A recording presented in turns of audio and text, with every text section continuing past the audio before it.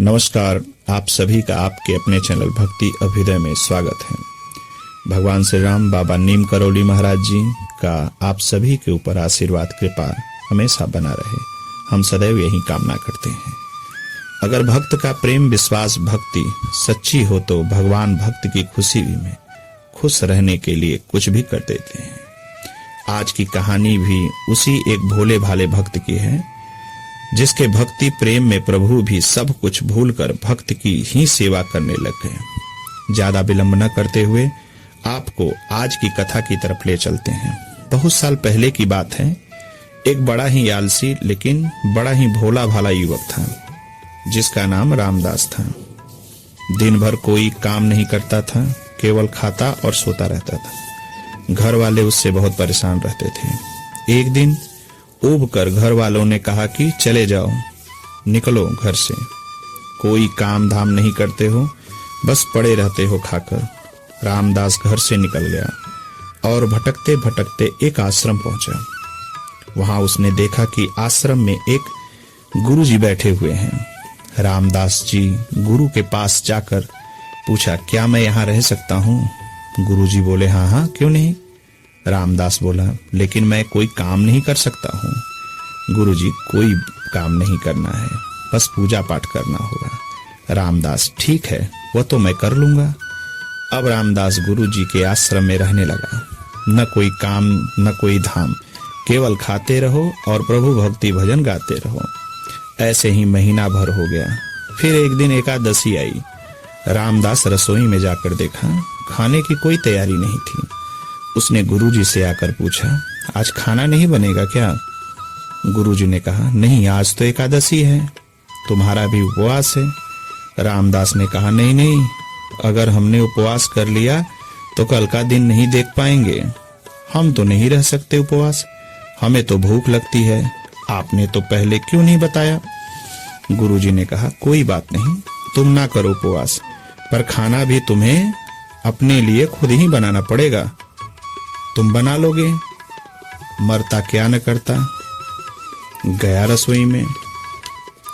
गुरुजी फिर आए, देखो, अगर तुम खाना बना लो तो राम जी को भोग जरूर लगा देना है और नदी के उस पार जाकर बना लो अपनी रसोई। रामदास, ठीक है। लकड़ी, आटा, तेल, घी, सब्जी लेकर रामदास जी चले गए। जैसे तैसे खाना बनाया, खाने लगा तो याद आया गुरुजी ने कहा था कि श्री राम जी को भोग लगाना है। लगा भजन गाने, आओ मेरे राम जी, भोग लगाओ राम जी, श्री राम जी आइए, मेरे भोजन का भोग लगाइए। बहुत समय के बाद जब कोई नहीं आया तो वह बेचैन होने लगा कि यहाँ तो भूख लग रही है और राम जी तो आए नहीं। भोला भाला रामदास जानता नहीं था कि प्रभु साक्षात तो आएंगे नहीं, पर गुरुजी की बात मानना जरूरी था। फिर उसने कहा, देखो प्रभु राम जी, मैं समझ गया कि आप क्यों नहीं आ रहे हैं। मैंने रूखा सूखा बनाया है ना, और आपको 56 प्रकार का खाना खाने की आदत है, इसलिए आप नहीं आ रहे हैं। तो सुनो प्रभु, आज वहां भी कुछ नहीं बना है, सभी लोग एकादशी का व्रत है, खाना हो तो यह भोग ही खा लो। श्री राम जी अपने भक्त की सरलता पर बड़े मुस्कुराए और माता सीता के साथ स्वयं प्रकट हो गए। भक्त रामदास चिंता में पड़ गया। गुरुजी ने कहा था कि केवल राम जी आएंगे, पर यहाँ तो माता सीता भी आई हैं। चलो कोई बात नहीं, आज इन्हें ही खिला देते हैं। रामदास बोला, प्रभु मैं भूखा रह गया, लेकिन मुझे आप दोनों को देखकर बड़ा अच्छा लगा। लेकिन अगली बार ऐसा न करना, पहले ही बता देना कि कितने जन आ रहे हैं, और हाँ, थोड़ा जल्दी आ जाना। राम जी उसकी बातों पर बड़े खुश हुए और प्रसाद ग्रहण करके वापस चले गए। अगली एकादशी तक रामदास सब भूल गया। उसे लगा प्रभु ऐसे ही आते हैं। फिर एकादशी आई। रामदास जी से कहा, मैं चला अपना खाना बनाने, पर थोड़ा ज्यादा अनाज लगेगा, भगवान 2 जन से आते हैं। गुरुजी मुस्कुराए, बोले, भूख के मारे बावला हो गया है, ठीक है, और ले जा सामान।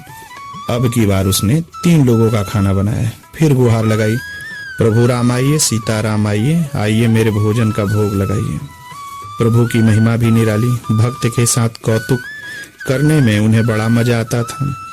इस बार वे भाई लक्ष्मण, भरत, शत्रुघ्न को साथ लेकर आ गए। रामदास को चक्कर आने लग गया।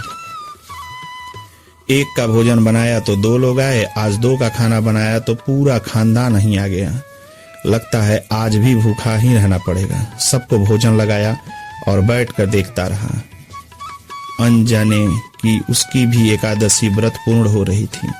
फिर अगली एकादशी आने से पहले गुरुजी से बोला, गुरुजी ये आपके प्रभु श्री राम जी अकेले क्यों नहीं आते? हर बार कितने सारे लोग ले आते हैं, इस बार अनाज ज्यादा देना। गुरुजी को लगा कि कहीं ये अनाज बेचता तो नहीं है, देखना पड़ेगा जाकर। भंडार में कहा, इसे जितना सामान चाहिए दे देना, और उसे छुप कर देखने चल पड़े। रामदास ने फिर टेर लगाई, प्रभु राम आइए, श्री राम जी आइए, मेरे भोजन का भोग लगाइए। उस बार सारा राम दरबार ही पहुंच गया। इस बार तो वीर हनुमान जी भी साथ है, लेकिन यह क्या, प्रसाद तो तैयार ही नहीं था। रामदल ठहरा भोला भाला, बोला, प्रभु इस बार मैंने खाना नहीं बनाया। प्रभु ने पूछा, क्यों? रामदास बोला, मुझे मिलेगा तो ना, नहीं तो फिर क्या फायदा बनाने का, आप ही बना लो और खुद ही खा लो। भगवान जी मुस्कुराए। माता सीता भी गदगद हो गई उसके मासूम जवाब से। लक्ष्मण जी बोले, क्या करे प्रभु? प्रभु बोले, भक्त की इच्छा है, पूरी तो करनी पड़ेगी, चलो लग जाओ काम पर। लक्ष्मण जी लकड़ी उठाए, माता सीता आटा सानने लगी। रामदास एक तरफ बैठकर देखता रहा। माता सीता रसोई बना रही थी। कई ऋषि मुनि यक्ष गंधर्व प्रसाद लेने आने लगे। इधर गुरुजी ने देखा, खाना तो बना नहीं, रामदास एक कोने में बैठा है। गुरुजी ने पूछा, खाना क्यों नहीं बनाया? रामदास ने कहा, अच्छा किए गुरुजी, आप भी आ गए, देखिए कितने लोग आते हैं प्रभु के साथ। गुरुजी बोले, मुझे कुछ दिखाई नहीं दे रहा है। रामदास ने कहा, प्रभु से कहा, आप गुरुजी को क्यों नहीं दिखाई दे रहे हो? तब प्रभु बोले, मैं उन्हें नहीं दिख सकता। रामदास बोला, क्यों? वो बड़े ज्ञानी विद्वान हैं, उन्हें तो बहुत कुछ आता है। प्रभु बोले, माना कि उनको सब कुछ आता है, पर वो तुम्हारी तरह सरल नहीं है। रामदास ने गुरु से कहा, प्रभु बोल रहे हैं कि आप सरल नहीं हैं, इसलिए वो आपको नहीं दिख रहे हैं। गुरुजी रोने लग गए और बोले, वाकई में मैं सरलता नहीं पा सका तुम्हारी तरह, और प्रभु तो मन की सरलता से ही मिलते हैं। प्रभु प्रकट हुए और गुरुजी को दर्शन दिए। इस तरह एक भक्त के कहने पर प्रभु ने रसोई तक भी बनाई। सभी भक्तों को जय सीताराम, जय सीताराम।